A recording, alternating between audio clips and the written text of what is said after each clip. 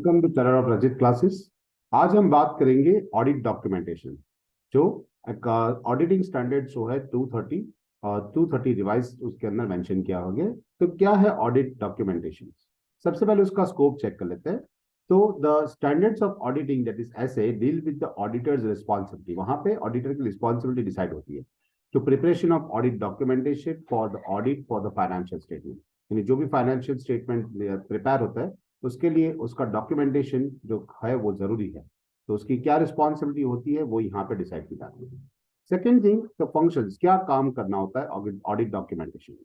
तो first, to provide the support to the auditor's report, यानी जो भी डॉक्यूमेंटेशन होंगे उसके बिहाफ पे ऑडिटर अपना रिपोर्ट तैयार करेगा। तो ये अपने रिपोर्ट को क्या करता है, सपोर्ट करता है, ये इसका काम है। Second thing, it provide the evidence that the audit was to be plan and perform in accordance with the standards and applicable legal and the regulatory requirements। यानी ऑडिट का जो भी काम हुआ है वो एक एविडेंस की तरह काम करेगा। जैसे कि अगर प्लानिंग किया है तो प्लानिंग जिस तरह से जो अकाउंटिंग स्टैंडर्ड्स होते हैं, जो applicable legal and regulatory requirements होती है, उसके हिसाब से प्लान किया गया है, उसके हिसाब से काम किया गया है। तो ये एक डॉक्यूमेंटेशन की तरह काम करेगा जो उसको सपोर्ट कर रहा है। Third thing is aid to be auditor to be conducting and supervising audit. यानी ऑडिट जो किया हुआ है, जो प्रोसेस चल रहा है, उसको सुपरवाइज करने में या फिर उसका जो काम किया है उसको देखने में इसको हेल्प करेगा। एड इसका मतलब होता है AID, एड का मतलब मदद करना। उसके बाद to enable the team to be accountable for its work. यानी अगर कोई असिस्टेंट ने काम किया है तो किस असिस्टेंट ने कौन सा काम किया हुआ है, उसके लिए कौन अकाउंटेबल है, तो किससे कौन सा काम लेना है, ये भी यहाँ पे मेंशन किया रहता है डॉक्यूमेंटेशन के अंदर। तो ये इसका भी फायदा कराता है, एक और बेनिफिट्स होते हैं इससे।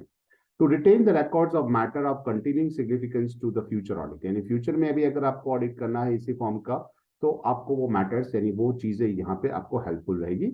इसके सिवा enabling the conduct of the quality control review of the inspections. जब भी इंस्पेक्शंस होता है तो उसका क्वालिटी कंट्रोल रिव्यू करने के लिए भी ये ऑडिट आपके डॉक्यूमेंटेशन आपको काम लगता है। इसके बाद इसकी डेफिनेशन देखी जाए तो एक ऑडिट डॉक्यूमेंटेशन की डेफिनेशन है, to record an audit procedure, perform relevant audit evidence obtained, and the conclusions of the auditor, which is that is यहाँ पे लिखा है the terms such as working papers, work papers is also sometimes used। यानी कि audit documentation का यहाँ मतलब बताया गया है कि प्रोसीजर जो परफॉर्म की गई है उसके रिलेवेंट जो एविडेंस क्रिएट किए गए और उसका जो कंक्लूजन तक आप पहुंचे हो, वो सारी चीजें यहाँ पे डॉक्यूमेंटेशन में लिखी जाती है। नेक्स्ट जो मैं बता रहा कि ऑडिट फाइल किसे कहते हैं, तो the folders and the other storage media in the physical और electronic form containing the audit documentation for the specific engagement. यानी पर्टिकुलर कोई कंपनी के बारे में बात करें तो वो कंपनी का एक फोल्डर बन जाता है, और वो फिजिकल फॉर्म में भी हो सकता है, इलेक्ट्रॉनिक फॉर्म में भी हो सकता है, और उसके अंदर सारी ऐसी चीजें जो कंपनी की जो डिटेल्स होती है, जो डॉक्यूमेंटेशन होता है, वो सारा मेंटेन किया रहता है, जो उसके एंगेजमेंट के यानी ऑडिट एंगेजमेंट के अंदर स्पेसिफिक किया रखा है।